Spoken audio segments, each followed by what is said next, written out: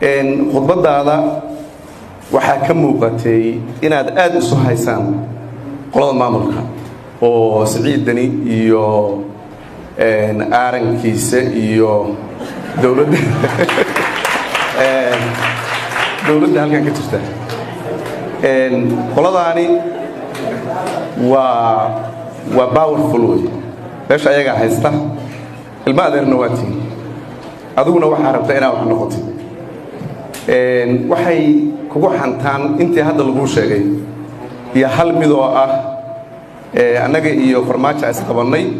marka wasiirnimadiisu iska eexaystay farmaajo iska galay team farmaajo iyo Fahad wuxuu noqday loyal oo reer Puntland haddii la yiraahdo xataa hal la gowraco kama hadlo waxyaabahaas isugu galiyeen Soomaalidu waxay ku maamaadaa gacantaadan goyn karin waa la dhunkada nimankan ilma adeer baa tihiin meesha hadda ayaga jooga inaad isu bareedhaan oo heshiisaan adiguna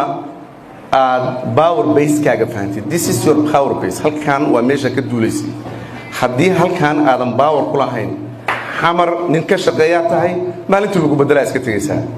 laakiin halkan waa deegaankaagii political kaaga maaragtay career-kaagu hadduu bilowday in dhallinyaraa baa tahay kuma ekaan doono wasiirka iyo xildhibaanka hadda aad joogtid aad baan kugula talinayaa hal su'aal baan ku weydiinayaa March 2020 shir weyn baa Garowe loo qabtay wasiiradii iyo xildhibaanadii oo dhan way yimaadeen anuu ayaga ark xildhibaanada iyo wasiirada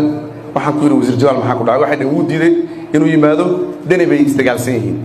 ma arki weyday inta Puntland ee ummada ay halka joogtay oo matalisay oo wasiir aw tahay oo xildhibaan aw tahay oo mustaqbalka rabtid haddii aad dantaas shirka inta leego Puntland lahayd Dani daraadiis oo uga baaqatay ninka saaxiibkii waxay gacanta aan goyn karo waa la dhunkada neeyo marka hore oo bilaabay laba qodob horta Ilaahay wuxuu ku qoray waa imis marur qofkuna principle qadiyay ana ka muhiimsan inuu inta helo ama qof raac anigu moralkayga ma siin karo ama shaqdimirkayga ma siin karo inaan state-ka ama mas'uuliyadda leeyahay oo isticmaalaan ku ganacsado wasaaradda waxa soo maray $2 bilyan sanadkii ayaan ka waran reportkan soo gudbina haddaan lacag ku raadinayo ama lacag raadinayo iyaga haydan aniga gacanta dhunkada ma aynu ogow aniga haysta iyagu idinkeedii halkan ay wax ku dhacaan xaga kuma dhici karaan marka taa ogow tan kale in dhalinyaro baa tahay mustaqbal baa leedahay siyaasadda kan anigu Aaranjana aqoon baan wasiir noqday horta Aaranjana waa waddanka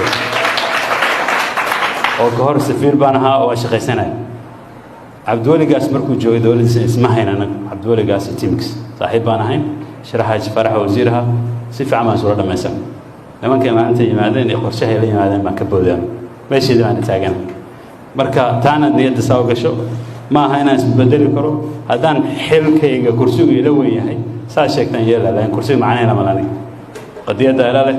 kursiga reer baa leh ninka rabaan bay siinay